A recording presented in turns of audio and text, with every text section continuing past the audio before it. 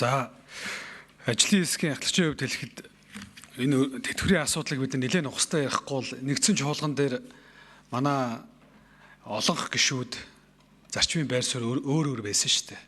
Одоо бүх ахмадын тэтгэврээр яг шударгаар тогтооцол гэж ойлгоод байгаа байхгүй. Тэгэхээр одоо өнөөдөр нэлээд эргэлзээ бол гарч байна. Янз бүр байна. 170 мянган зөрүүг нь арилгах хэрэгтэй байна.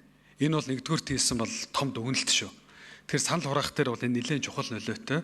За тэтгэврийн нийгмийн даатгалын хуулинд инфляцийн төвшин дундаж төвшингээс дээш нэмэгдүүлнэ гэдэг ойлголт нь бол одоо хуулинд нийцүүлж нэмэх ёстой гэдэг энэ бол маш том дүгнэлт.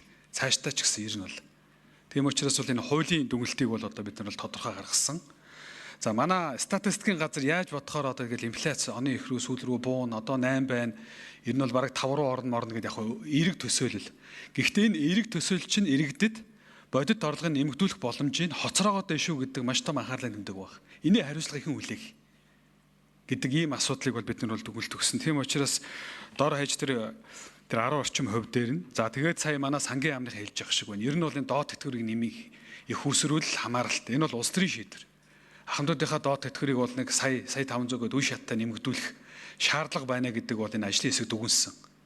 Огт ямар ч үндэслэхгүй байна. Энэ ахмадууд одоо сая 500 болгож байгаа нь ямар ч үндэслэхгүй байна гэж огт үзээгүй. Тийм учраас хүний өргөдөл дээр бол одоо бид нар бол доод тэтгэврийг бол одоо үе шаттайгаар сая 500 дээр нь хүрэх зайлшгүй шаардлагатай гэдэг үнсэн. За 3 дугаарт Монгол банкныхан тойруулал ах юм да та яд юм байна. Яг нэнийг үлэхэд Монгол банкнаас бичгээр яг тодорхой хариу ирээгүй. Сангийн яамнаас бичгээр ирээгүй. Би арийн өргөдлийн байнгын хорон дээр орж ирж эцсийн мөчөд бас үнэ хэлж гин. 150% эрсдлээгээ тавьчихсан үнэ шүү дээ. Энийгээ бууруулад өг. Хажууд нь сууж байгаа арилжааны банкуд хэрвээ эрсдлийн сангийн 150%-ийг бууруулад өгөх юм бол бид нар зээлийн хүүгээ эрсдлийн сангаа багаар байлгаад зээлийн хүүг бууруулахад нөлөөлнө. Заавал байлгах нөөцийн хэмжээгээд одоо банкнуудын тэтгэврт өгж байгаа хэвээр зарим их усруудыг хэд өндөр тогтоосноос болоод эн чинь зардал болдог. Тийм учраас энийг буулгах юм бол бид нар их уср бий болох юм бол тэтгэврийнхаа зээлийн уян хатны өслийг тавиад өгье гэдэг энэ санал дүгнэлтээ өгчлөө. Энэ өөрөө бидний олж гаргаж авч ирсэн за арилжааны банкудтай одоо ярьж гаргаж ирсэн том дүгнэлт шүү. Яаглаараа тэтгэврийг хамгийн өндөр эрсдэлтэй зээлийн ангилд оруулсан байдаг. 50% эрсдэлтэйг оруулаад ирсэн. Буцаан төлөлт нь 97% байж хахад.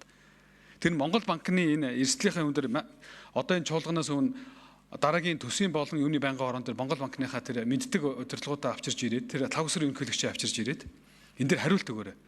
Энэ өөрөө маш том дүгнэлтийн асуудал гараад байна. Хэрвээ энийгээ буулгачих гэх юм бол арилжааны банкуд тодорхой хэмжээгээр буулгаад гэж байна. За дээрэс нь эрүүл мэндийн яам бас бодиттой юм ярина нөхдөө. Та нар яг ахмадуудыг ороод ирэнгүүт нь үндсэндээ нэг эмнэлэг твтий гэж байгаа ахмадуудыг хэдэн үе нэвтүүлж байгаа. Үндсэндээ нэг 5-7 хоног хэвтүүлээл эрүүл мэндийн даатгалын санхүүжилт гацж байгаа учраас гар гэдэг байдлаар гарч байгаа. Эмнэлэг твтэс солиулахын тулд наа хүмүүсийн тэтгэврийн зээл аваад хувийн эмнэлгүүдээр өдрийн доор хаяж хоногийн 150 мянган төгрөг хэвтээд байна шүү дээ. Энд чинь эрсдэлт авчирч ирээд тэтгэврийн зээлийн ахуулах нөхцөлийг бий болгоод тэтгэвэр хүрхгүй байна гэдэг. Манай одоо сая энэ алтан зул их жилж байна. 600 мянган төгрөгийн тэтгэвртэй хүн үндсэндээ 3 хоног эмнэлэг твтэх мөнгө байхгүй юм чинь. Тийм учраас 10 хоног хэвтүүлэх хүн бол яаж яах вэ? 3 сарын тэтгэврийн мөнгө авч байна. Эний чинь эрсдэл нөлөөд байна гэж. Дээрээс нь манай гэр бүлийн одоо яамныхан ахмадын тухай хууль дээр асрахууд дээр 7 тэрбум төгрөг тавьсан байлээ. Өөрөөр хэлбэл гэрээр нь асрах, өдрийн одоо асрах үйлчлэгээ гэдэг. Энийгээ жоохон нэмээд өгөө. Тэгэх юм бол над ахмадууд чинь тэтгэврийн зээл авч энэ тэнд совилал эмнэлэг хувийн эмнэлэг хөөцөлдөхгүй нэг талаар эрсдлийг хааж өгч байгаа. Ялангуяа бага тэтгэвртэй хүмүүс гэдэг ийм дүгнэлтүүдийг тавьсан. За баярлалаа.